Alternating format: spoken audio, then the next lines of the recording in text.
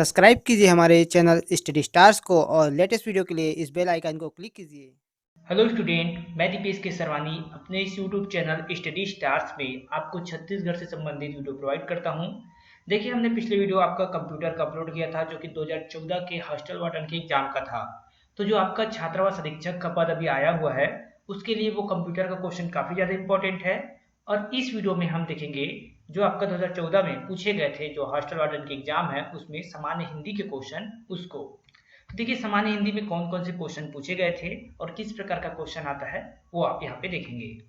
तो question number 51 है, हिंदी वर्णमाला में स्वरों की कुल संख्या है। तो देखिए, आंसर जो लिया गया है सीजी व्यापम के द्वारा लिया गया है। ऑप्शन नंबर सी हो जाएगा आंसर आपका 11। स्वरों की संख्या कितनी है? 11 है। अब बात करते हैं हम लोग 56 नंबर का क्वेश्चन। देखिए, यहीं पर देख लेते हैं हम लोग इसको। एकाएक कौन सा समास है? तो समास से भी क्वेश्चन पूछा गया है और ऑप्शन नंबर सी इसका आंसर हो जाएगा एकाएक जो है अविभाव समास है। आगे बढ़ते हैं हम इसी में और देखिए, उस्ताद का पर्यायवाची है।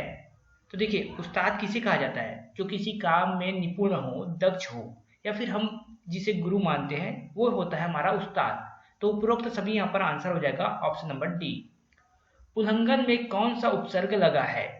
देखिए, उल्लंघन शब्द में उत उपसर्ग लगा है। ऑप्शन नंबर सी आंसर हो जाएगा इसका यहाँ पे। चलिए आगे बढ़ते हैं हम लोग।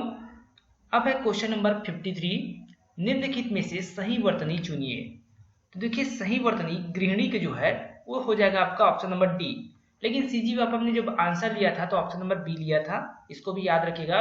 हालांकि ये गलत है, आपको याद रखना है सही आंसर गृहिणी जो है ऑप्शन नंबर डी हो जाएगा। तो ये आपका सही आंसर है। फिर यहीं पर हम लोग देखते हैं क्वेश्चन नंबर 58, छ त्र ज्ञा इनमें से क्या है? तो छ त्र क्या है? वर्णमाला के अंतर्गत आता है और ये आपके संयुक्त व्यंजन है। ऑप्शन नंबर बी इसका सही आंसर होगा। संयुक्त व्यंजन है छ त्र ज्ञा। अब देखिए इसमें क्वेश्चन नंबर 54, गौण शब्द का सही विलोमार्थी शब्द चुनिए। गौण जो कि एक मुख्य होता है, गौण मतलब, तो ऑप्शन नंबर बी मुख्य। किसी भी चीज को हम मुख्य कहते हैं, जैसे कि कोई पदार्थ है तो ये मुख्य पदार्थ है या फिर गौण पदार्थ है, तो उस प्रकार से। अब क्वेश्चन नंबर 59 देखते हैं, सर्वाधिक अधिकार प्राप्त शासक इस वाक्यांश के लिए सही शब्द का चयन कीजिए। तो सर्वाधिक अधिकार प्राप्त शासक, तो उसे हम अधिनायक कहेंगे। ऑप्शन नंबर सी इसका आंसर होगा, अधिनायक को सर्वाधिक अधिकार प्राप्त शासक। अब देखिए क्वेश्चन नंबर 55 है, इनमें से कौन सा शब्द बहुवचन में प्रयुक्त होता है? तो अक्षत, ओट और प्राण, ये तीनों शब्द जो है वो बहुवचन में प्रयुक्त होता है। तो ऑप्शन नंबर डी इसका सही आंसर हो जाता है। फिर देखिए, निम्नलिखित में से स्त्रीलिंग शब्द चुनिए। अब आलम, आकार, तलवार और आश्रम में जो स्त्रीलिंग शब्द है वो है आपका तलवार। तो ऑप्शन नंबर सी जो है इसमें सही आंसर हो जाएगा। इंपॉर्टेंट बात यह है इन 10 क्वेश्चन में कि सीजी व्यापम ने किस टॉपिक से क्वेश्चन पूछा है।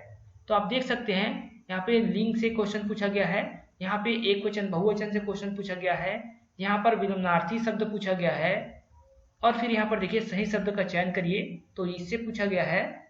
वर्णमाला से क्वेश्चन पूछा गया है कि कौन सा प्रकार का व्यंजन है, तो संयुक्त व्यंजन। फिर यहाँ पे सही वर्तनी से क्वेश्चन आया है, पर्यायवाची से आया है, उपसर्ग से आया है तो प्रत्यय उपसर्ग, साथ में यहाँ भी वर्णमाला के स्वर से संबंधित क्वेश्चन और ये समास से क्वेश्चन। तो इन टॉपिकों को आप याद रखिए कि किस टॉपिक से क्वेश्चन पूछा जा सकता है और 2014 में कहाँ से पूछा था। इंपॉर्टेंट है, अगर आप चाहते हैं कि इसी प्रकार हम वीडियो आपको प्रोवाइड करें पिछले क्वेश्चन पेपर के साथ ही और भी नए क्वेश्चन, तो आप इस वीडियो को लाइक करें और अगर कोई नया स्टूडेंट हमारे चैनल में पहली बार आया हो तो चैनल को सब्सक्राइब करें। साथ ही नीचे डिस्क्रिप्शन बॉक्स में हमारे टेलीग्राम चैनल का लिंक दिया गया है, वहां से आप हमारे टेलीग्राम चैनल पे ज्वाइन करिए।